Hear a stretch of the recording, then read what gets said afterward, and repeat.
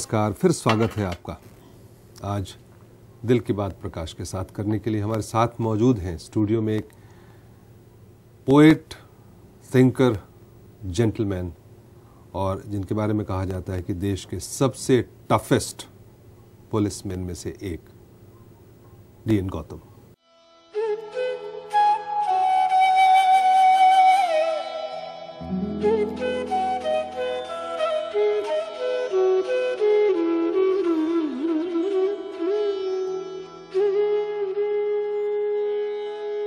DN. Gautam यानी देवकी नंदन Gautam IPS अधिकारियों की जमात में एक ऐसा नाम जिसने प्रशासन की, शासन की परिभाषा ही बदल के रख दी। सत्य और न्याय को हमेशा कागजी नियमों और थोथी दलीलों से ऊपर रखा।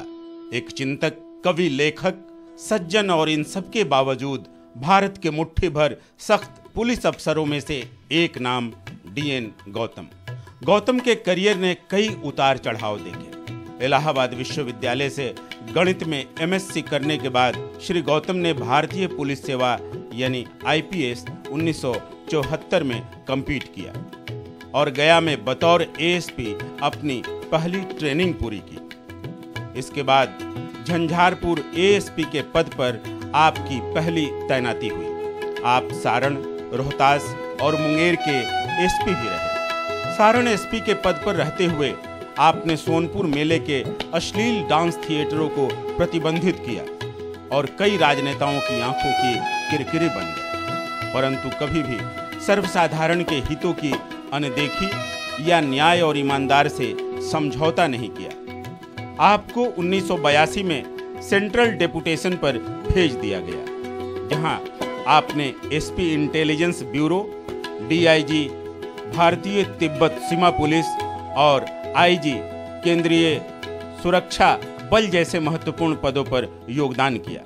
अंततः बिहार कैडर में श्री गौतम की वापसी साल 2002 में हुई और साल 2008 में श्री देवकी नंदन गौतम ने बिहार के डीजीपी पद की कमान संभाली और डीजीपी रहते हुए इस मिथक को तोड़ा कि न्यायप्रियता और ईमानदारी की बदौलत कोई तरक्की की सीढ़ियां नहीं चढ़ सकता। डीजीपी के पद से ही आप सक्रिय पुलिस सेवा से रिटायर्ड तो हुए, लेकिन आज भी एक जांबाज की तरह सक्रिय हैं। आज आप झारखंड राज्य को अपनी सेवाएं दे रहे हैं। सर, जिंदगी के 35 साल आपने बिहार को दिए। 1975 में ट्रेनिंग के बाद आपने बिहार में अपनी आईपीएस सर्विस ज्वाइन की और पिछले साल आप रिटायर हुए। जो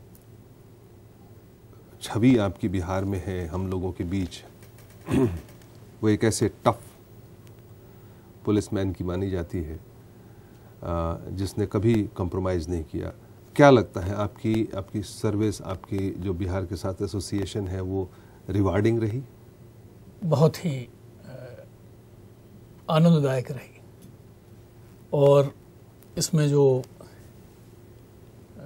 ट्रायल हुए, परेशानियां भी आनंददायक थी।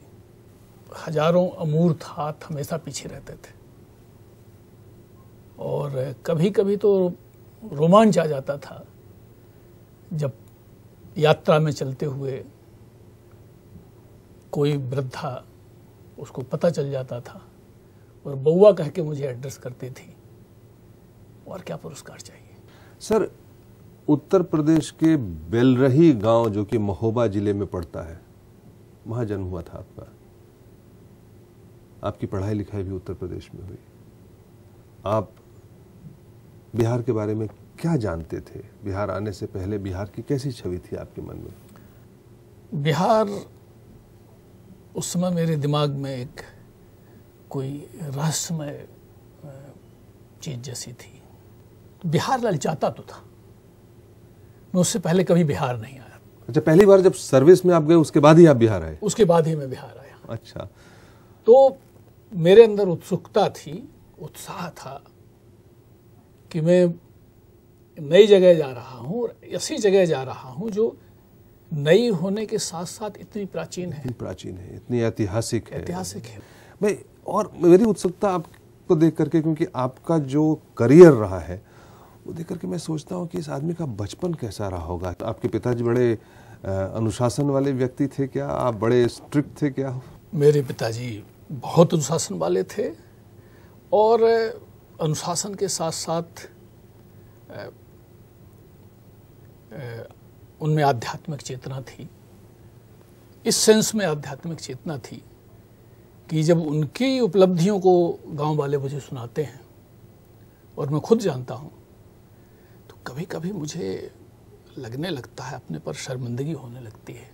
सत्य के प्रति आग्रह उनका, या मैं तो कहूँगा कि दुराग्रह की हद तक आग्रह है, और बेईमानी के खिलाफ उनका जो आक्रोश, लेकिन क्या जज्बा था, वैसा दम मैंने नहीं देखा। तो वो आपकी प्रेरणा है। कोई ऐसा वाकया जो आपके साथ ऐसी कोई ऐसी बात पिताजी की जो आपको आज तक जो है वो हमेशा याद आती है? मेरे उनके बीच में बहुत ज्यादा संवाद तो नहीं होता था। एक बार उन्होंने ऐसे ही कैजुअली मेंशन किया, नौकरी मैंने ज्वाइन कर ली थी और जिले में पोस्टिंग हुई थी। गांव के हो हल्ला से उनको भी पता था कि ये जिले का एसपी हो गया है। तो उन्होंने कहा कि खबरदार अगर तुमने नाक कटाई, हर कीमत पर सच पर कायम रहना है, और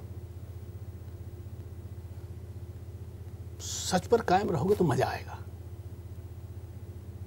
बहुत संवाद नहीं होता था, लेकिन एक बड़ी बात इतना ही काफी था। इतना काफी था। अच्छा, एक बात बताएं कि मतलब आपको पुलिस में जाने का शौक कैसे हुआ? क्या चोर पुलिस का गेम खेलते थे क्या आप बचपन में? हमारे जो अध्यापकों ने प्रारंभ में जो जज्बा भरा था, उस समय तो देश को नेतृत्व की बातें चलती थी। हम लोग जो गीत गाते थे सीरियसली लेते थे। जो कहते थे, इंसाफ की डगर पर बच्चों दिखाओ चल के, ये देश है तुम्हारा नेता तुम ही हो कल के, इसको हम लोग गाते थे। हमारा बाल मन इसको गंभीरता से लेता था। हम इसको सिर्फ गीत नहीं समझते थे। और इंसाफ की डगर पर, तो इंसाफ उतना समझ में तो नहीं आता था कि इसका एक्चुअल मतलब क्या है, क्योंकि हमारे बाल मन में कभी लगता ही नहीं था कि नाइंसाफी जैसी कोई चीज होती होगी। हम सोचते थे ये भी कोई बात हुई। कोई कहता था कि सदा सच बोलो, तो लगते थे ये भी कोई कहने वाली बात है। तो honesty is the best policy. आज तक मेरे को समझ में नहीं आया पॉलिसी कैसे हो? Can there be any better policy? बिल्कुल बिल्कुल। तो मतलब ये इस भाषा के बोलने वालों की सोच का संस्कृति है। वो कभी सच बोलते ही नहीं होंगे। यहाँ तो सच के साथ पैदा होता था। ऋषि पत्नियां अपने बच्चों को यहीं से शुरू करती थी, तो नित्य शुद्ध बुद्ध मुक्त आत्मा है। तो शुद्ध से शुरू होता था, नित्य से शुरू होता था, बुद्ध से शुरू होता था। बड़ा अच्छा। मैं जानना चाहता था कि वो गौतम जिसने की अपनी शाख, अपनी धाक जमाई बिहार के लॉ एंड ऑर्डर सिचुएशन में एक पुलिस ऑफिसर के जरिए, वो कहाँ से आता था, उसके बैकग्राउंड क्या थे, उसकी प्रेरणा स्रोत क्या थी, और सच नित्य शुद्ध बुद्ध मुक्त वो जो फिलॉसफी है। और इस बात को हम जारी रखेंगे एक छोटे से ब्रेक के बाद। अभी बात